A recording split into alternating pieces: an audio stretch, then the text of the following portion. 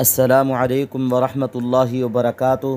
محترم ناظرین، آج ہم جدہ ایئرپورٹ پر موجود ہیں اور یہ جو حجاج کرام کی آپ ایک لمبی قطار دیکھ رہے ہیں، یہ بنگلہ دیشی اور انڈین حجاج کرام ہیں جو حج کا فریضہ ادا کر کے اپنے گھروں کی طرف لوٹ رہے ہیں، اور یہ بہت مبارک اور بہت ہی مقبول انسان ہیں۔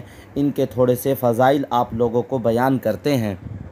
محترم ناظرین، رسول اکرم صلی اللہ علیہ وسلم نے ارشاد فرمایا، جو شخص اللہ تعالیٰ کے لیے حج کرے اور فحش کام، فحش کلام اور فسق و فجور سے بچتا رہے تو وہ گناہوں سے ایسے پاک ہو کر لوٹتا ہے جیسے آج ماں کے پیٹ سے پیدا ہوا ہے۔